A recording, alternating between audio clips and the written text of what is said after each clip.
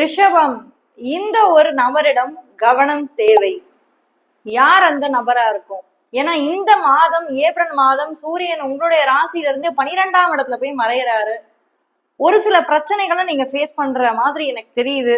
So என்னன்னு நம்ம பார்க்கலாம். அதுக்கு முன்னாடி நம்ம சேனலை இன்னும் நீங்க சப்ஸ்கிரைப் பண்ணாமலே பார்த்துட்டு இருந்தீங்க அப்படின்னா மறக்காம சப்ஸ்கிரைப் பண்ணி வச்சுக்கோங்க. ஸோ வீடியோவை ஸ்கிப் பண்ணாம பாருங்க. ஏன்னா நீங்க ஸ்கிப் பண்ணிட்டு கமெண்ட்ல போயிட்டு கமெண்ட் பண்றீங்க, இது சார்ந்து தானே இருக்கு, ஏன் எங்களுக்கு இப்படி நடக்கல அப்படின்ற மாதிரி. ஸோ ஒரு முழு வீடியோ பார்த்தீங்கன்னா தான் உங்களுக்கு ஒரு கிளாரிஃபிகேஷன் கிடைக்கும். ஸோ அவசரப்பட்டு கமெண்ட் பண்ணாதீங்க, வீடியோவை தொடர்ந்து பாருங்க. மறக்காம நீங்க என்ன ராசியில பிறந்தீங்க, என்ன நட்சத்திரத்துல பிறந்தீங்க அப்படின்றதையும் கீழே கமெண்ட் பண்ணீங்க அப்படின்னா நான் தெரிஞ்சுக்கிறேன். யாராவது ஒரு ஃப்ரெண்டுக்கு இந்த வீடியோ ஷேர் பண்ணி ஹெல்ப் பண்ணணும்னு நினைச்சீங்கன்னா மறக்காம ஷேர் பண்ணி ஹெல்ப் பண்ணுங்க. நான் உங்களுடைய ஃபேவரட் வேதிக் அஸ்ட்ராலஜர், டாரோ கார்ட் ரீடர், இது உங்களுடைய வினசஸ்ட்ரோ. ரிஷபராசி, இந்த ஏப்ரல் மாதம் கிரக நிலைகள் எல்லாம் ஃபர்ஸ்ட் எப்படி இருக்கு? உங்களுக்கு கரியரா இருக்கட்டும், ரிலேஷன்ஷிப்ஸா இருக்கட்டும், இல்ல உங்களோட பார்ட்னர்ஷிப்ஸா இருக்கட்டும், இல்ல அடுத்து படிப்பா இருக்கட்டும், எப்படி இருக்க போகுது இந்த ஏப்ரல் மாதம்? ஏன்னா தமிழ் நியூ இயர் வர வரப்போகுது இல்லையா?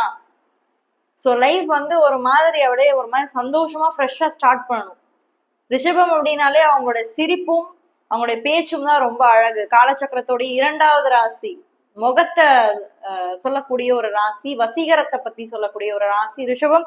ஸோ அந்த வகையில நம்ம பார்க்கும்போது ரிஷப ராசிக்கு இந்த ஏப்ரல் மாதத்துல உங்களுடைய ராசியில இருந்து 2ஆம் வீட்டுல குரு இருக்காருங்க, 4ஆம் வீட்டுல கேது இருக்காரு, உங்களுடைய ராசியில இருந்து 10ஆம் வீட்டுல ராகு. அதாவது இந்த ராகு கேது அப்படின்றது வந்து பாத்தீங்கன்னா 4 and 10 அவங்களுடைய அந்த சேர்க்கையே அப்படி இருக்கும்னு பாத்தீங்கன்னா 4 and 10 ஆக்சிஸ்ல தான் அவங்க வந்து இருப்பாங்க. எக்ஸாக்டா 180 டிகிரி ஆப்போசிட்ல தான் அவங்க எப்பயுமே உட்காந்துருப்பாங்க.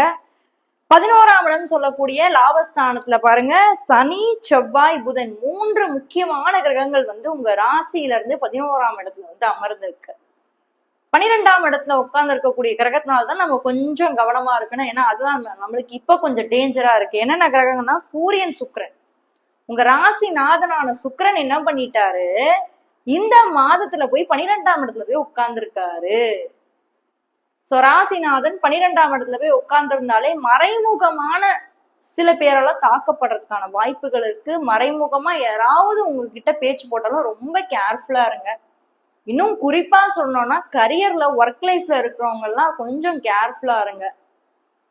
ஏன்னா 12ஆம் இடத்துல உங்க ராசிநாதனே வந்து அமரும் போது, சூரியனோட போய் அமரும் போது ஏதோ ஒரு வகையில அவங்களுக்குள்ள ஒரு பிரச்சனைகளோ வாக்குவாதமும் வந்ததுன்னா அது உங்களுடைய மன ரீதியா உங்களுக்கு நிறைய மாற்றங்களும் பிரச்சனைகளுமே வந்து ஏற்படுத்தும். இன்னும் குறிப்பா சொன்னா ஏப்ரல் 14th வரைக்கும் நீங்க கொஞ்சம் கேர்ஃபுல்லா தான் இருக்கணும். அது வரைக்கும் நீங்க கடவுளை கொஞ்சம் கெட்டியமா பிடிச்சுக்கோங்க. ரிஷபராசிக்கு 7ஆம் இடத்தோட அதிபதி வந்து செவ்வாய் இல்லையா, முருகர் தான். அப்ப நீங்க திருச்செந்தூர் முருகர் போறீங்க அப்படின்னா ரொம்பவே சிறப்பா இருக்கும். அந்த அளவுக்கு உங்களுக்கு ஒரு பாசிட்டிவான நிறைய விஷயங்கள், நிறைய மனமாற்றங்கள், உங்க துக்கத்தெல்லாம் துடைக்கக்கூடியவர் வந்து திருச்செந்தூர் முருகன் தான். நீங்க முருகனை வந்து ரொம்ப கெட்டியமா பிடிச்சுக்கோங்க. 12ஆம் இடத்துலதான் இந்த ஒரு மாற்றமானது ஏற்படுது, அந்த கிரக சேர்க்கையானது ஏற்படுது. அது செவ்வாய், அது முருகரோட வீடு. அகைன் உங்க ராசிநாதன் 12ஆம் இடத்துல போய் மறையிறது அப்படின்றது அவ்வளவு நல்லது கிடையாது. 14th வரைக்கும் நீங்க கொஞ்சம் கேர்ஃபுல்லா இருங்க. அதுக்கப்புறமா ஓகே, ஒன்றும் பிரச்சனை இல்லை. அதுக்கப்புறமா அந்த கிரகங்கள் வந்து மாறிடும். உங்களுக்கு ஒரே ஒரு விஷயம், நல்ல விஷயம் என்ன நடந்துச்சுன்னு பாத்தீங்கன்னா, குரு இத்தனை நாள் வந்து வக்ரமா இருந்த ஒருத்தர் திடீர்னு வந்து நேர்கதிக்கு போறாரு. 4-5 மாசமா வந்து வக்ரம், குரு வக்ரம். இப்ப அவர் நேர்கதிக்கு போறது வந்து உங்களுக்கு அடிஷ்னலா ஒரு லக் அடிச்ச மாதிரி. ஏன்னா குரு உங்களுக்கு இருக்கிறது என்னதுங்க, 2ஆம் இடம் சொல்லக்கூடிய தனஸ்தானத்துல போய் உட்கார்ந்துருக்காரு. பல பேருக்கு இங்க வர வேண்டிய பணமே வரல, கொடுத்த பணமே வராம நாங்க கஷ்டப்பட்டுட்டு இருக்கோம். யாருன்னு கேட்டீங்கன்னா அது ரிஷபராசிக்காரங்க தான். இன்னும் சொல்ல போனா தலையில துண்டை போட்டு உட்காந்துருக்கீங்க. இதுல பாதி பேர் வந்து சொல்ல போறீங்க, என்னங்க வாழ்க்கை இது, வாழ்ற வாழ்க்கையே ஒரே போராட்டமா இருக்கு அப்படின்னு சொல்லிட்டு கமெண்ட் செக்ஷன்ல வந்து சொல்ல போறீங்க. பட் கவலைப்படாதீங்க, இப்பதான் வந்து குரு உங்களுக்கு வக்ர நிவர்த்தி அடைஞ்சிருக்காரு. உங்களுக்கு ஏதாவது ஒரு நல்லது செய்யணும், தன லாபம் கொடுக்கணும் அப்படின்னா அது குரு பகவான் தான், வேற யாருமே கிடையாது. ஏன்னா அவங்க ராசியில இருந்து அவர் 11ஆம் இடத்தோட அதிபதி. So the ruler of 11th house. 11th houseன்றது உங்க லாபம், கெயின்ஸ். எந்த மாதிரி லாபம் வரும்? தனாதிபதி இன்னொரு தனஸ்தானத்துல போய் உட்கார்ந்துருக்காரு. அவரு வக்கரமா இருந்தாலும் இப்ப நேர்கதிக்கு போறாரு. அது ஒரு நல்ல பாயிண்ட். கரியர் எப்படி இருக்க போகுது? ரிஷபராசியை பொறுத்த வரைக்கும் இந்த ஏப்ரல் மாதத்துல 14th வரைக்குமே வந்து பாத்தீங்கன்னா உங்களுக்கு நான் முன்னாடியே சொன்ன மாதிரிதான் கொஞ்சம் வாக்குவாதத்தெல்லாம் தவிர்த்துக்கோங்க. இல்ல அவங்களால அந்த நபர்களால உங்களுக்கு ஒரு சில பிரச்சனைகளும் இழப்புகளும் வர்றதுக்கு வாய்ப்பு இருக்கு. நம்ம கொஞ்சம் சைலண்டா போறோம். நம்ம சைலண்டா இருந்தா கூட நம்மளை விட மாட்டாங்க. ஏதாவது ஒண்ணு சொல்லி சொல்லி சொல்லி சொல்லி ஊசி குத்தி ஏதாவது ஒண்ணு பண்ணிடுவாங்க. சார் நம்ம ஆல்ரெடி ரிஷபராசி, நம்மளால வந்து சும்மா இருக்க முடியாது. சனி ஆட்சி பெறக்கூடிய ஒரு ராசி வந்து ரிஷபம், சுக்கிரனுடைய சொந்த வீடு, சந்திரன் உச்சமாகக்கூடிய ஒரு வீடு. டக்குன்னு ஒரு மாதிரி மனசஞ்சலம் ஆயிடுவீங்க, உடனே கேட்டுருவீங்க. வேற உங்களுக்கு ஏதோ ஒரு தப்பு நடக்குதுன்னு தெரிஞ்சிருச்சுன்னா அந்த இடத்துல உடனே கேட்டுருவீங்க. பட் இந்த வாட்டி கொஞ்சம் நீங்க அமைதியை கடைபிடிச்சே ஆகணும். ஏன்னா நம்ம போய் 12ஆம் இடத்துல போய் மறைஞ்சிட்டோம். அதனால கொஞ்சம் நம்ம 14th வரைக்கும் கொஞ்சம் கேர்ஃபுல்லா இருந்துக்கோங்க. அதுக்கப்புறம் ஓகே தான். அதுக்கப்புறம் அந்த அளவுக்குலாம் உங்களுக்கு இருக்காது. அதுக்கப்புறமே உங்களுக்கு நல்லாதான் இருக்கும். மேரேஜ் எப்படி இருக்க போகுது, கணவன் மனைவி உறவு எப்படி இருக்க போகுது, மேரேஜ்க்கான பாசிபிலிட்டிஸ் எல்லாம் இந்த மாதம் இருக்கான்னா தாராளமா இருக்கு. ரிஷபராசிக்கு பாருங்க, ராசிக்கு 2ஆம் இடம் சொல்லக்கூடிய குடும்பஸ்தானத்துல குரு பகவான் இப்பதான் வக்ர நிவர்த்தி ஆறாரு. 7ஆம் இடத்தோட அதிபதி செவ்வாய் அவர் 11ஆம் இடத்துல போய் அமர்ந்திருக்காரு. நிறைய பேருக்கு ஆசைப்பட்ட வகையில தான் மேரேஜ் நடக்க போகுது. அவங்கவுங்க விருப்பப்பட்ட மாதிரி மேரேஜ் நடக்க போகுது. நிறைய பேருக்கு லவ் மேரேஜ்க்கான பாசிபிலிட்டிஸும் இருக்கு. முயற்சி பண்ணுங்க. இந்த வருடத்திலே குரு பகவான் முடிச்சு வச்சுட்டு போறது கூட வாய்ப்பு இருக்கு. இப்ப 2ஆம் இடத்துல இருக்காரு, அடுத்து 3ஆம் இடத்துக்கு வருவாரு. ஸோ குடும்பம், அப்புறம் முயற்சி ஸ்தானம், அப்புறம் 4வது, இப்படி தொடர்ந்து அவர் போகக்கூடிய வீடு எல்லாமே வந்து பாத்தீங்கன்னா நல்லாவே இருக்கு. ஸோ முயற்சிகளை கைவிடாதீங்க, முயற்சி பண்ணுங்க. ரொம்ப சக்சஸ்ஃபுல்லா உங்களுக்கு வந்து அமைய போகுது.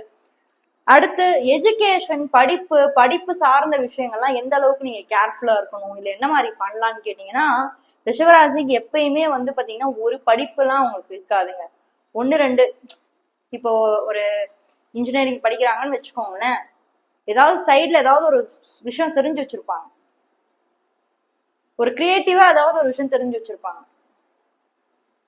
ஒரு நெயில் ஆர்ட் பண்றதா இருக்கட்டும், இல்ல வந்து ஒரு கிளாத்திங் பண்றதா இருக்கட்டும், இல்ல ஒரு டைலரிங் பண்றதா இருக்கட்டும். ரிஷபராசிக்காரங்க பியூட்டி, சுக்கிரனாலே அந்த அழகு தானே, அந்த பியூட்டி தானே. அப்ப அந்த பியூட்டிஷியன் பத்தி படிக்கிறது, ஏதாவது ஒரு விஷயம், அந்த சுக்கிரன் சார்ந்த ஒரு படிப்பு படிச்சா கூட சைட்ல ஏதாவது ஒரு விஷயம் வந்து கண்டிப்பா ரிஷபம் தெரிஞ்சு வச்சிருக்கோம். அந்த மணி மேனேஜ்மெண்ட் கூட நல்லா தெரியும். ரிஷபம் வந்து காலச்சக்கரத்துக்கு 2ஆம் வீடு இல்லையா, அப்போ அந்த மணி மேனேஜ் பண்றது, பினான்சியலா எந்த அளவுக்கு ஒரு ஸ்டேபிளா இருக்கிறது, குடும்பத்துல இருக்க பணம் எல்லாத்தையுமே அவங்க மேனேஜ் பண்ணுவாங்க. அதுவே பெரிய விஷயம் தான். இங்க பல பேருக்கு அந்த விஷயம் தெரிய மாட்டேங்குது. ஸோ ரிஷபத்துக்கு அந்த ஒரு டெக்னிக் எல்லாமே தெரியும். அப்போ ஒரு விஷயம் படிச்சா கூட அவங்க ஏதோ ஒரு விஷயத்துல கொஞ்சம் நல்லா நுணுக்கவாதியா ரிஷபம் கண்டிப்பா இருக்கும். அப்ப சுயதொழில் பண்றவங்க எல்லாருக்குமே இந்த மாதம் அப்படின்றது ஒரு ஜாக்பாட் அடிச்ச மாதிரி தான். உங்க கல்லாப்பட்டியில பணம் வந்து சேரக்கூடிய மாதம் வந்து இந்த மாதம். உங்க மூத்த சகோதரர்களால உங்களுக்கு ஒரு பிளஸ் பாயிண்ட், இல்ல வந்து மனைவி கணவன் அந்த மாதிரி தான் இருக்கீங்க அப்படின்னா அவங்களால உங்களுக்கு ஒரு பிளஸ் பாயிண்ட் வரும். 7ஆம் இடத்தோட அதிபதி 11ஆம் இடத்துல சம்மந்தப்படுறாரு இல்லையா, அமர்ந்திருக்காரு இல்லையா.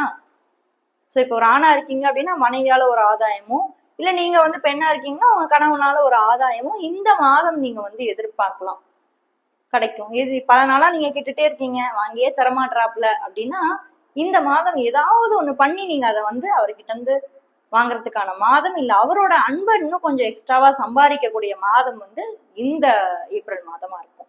மொத்தத்துல இந்த ரிஷபராசிக்கு ஏப்ரல் மாதம் 14th வரைக்கும் நீங்க ஒரு சில பேர்கிட்ட கேர்ஃபுல்லா இருக்கணும். அது மட்டும் நீங்க கொஞ்சம் மைண்ட்ல வச்சுக்கோங்க.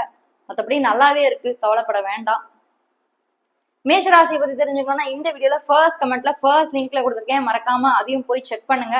கன்சல்டேஷன்ஸ் வேணும்னு நினைக்கிறவங்க மேல இருக்கு என்னோட வாட்ஸ்அப் நம்பருக்கு உங்களுடைய அப்பாயின்மெண்ட்ஸை புக் பண்ணிக்கோங்க. தேங்க்யூ.